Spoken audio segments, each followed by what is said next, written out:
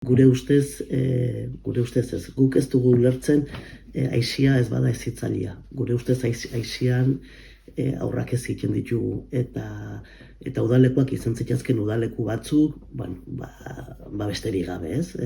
Taldeari izenak adibidez jartzia, ez dakit kolore izenak edo eta gu saiatzen ga azkeneko urte askotan udalekutan gai bat lantzen. Orduan landu izan dugu, herriko ondarea 2 urtez landu dugu, natura landu dugu, emakumeak landu ditugu beste 2-3 urtez, eta orduan, aurra jolasian eta badoaz herriko ondarea ezagutzen, badoaz herriko emakumeak ezagutzen, badoaz natura zaintzeko dinamika batzuk egiten, eta aurtengo gaia esango dizut, aurtengo gaia euskara izango da.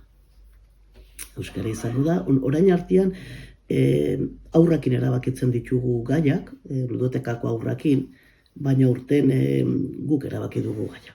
Iruditzen zaigu euskara egoera nahiko ez politian dola, eta iruditzen zaigu Oiartzun beti arnasguneko herri badela eta salbatzen dela, baina ez da egia.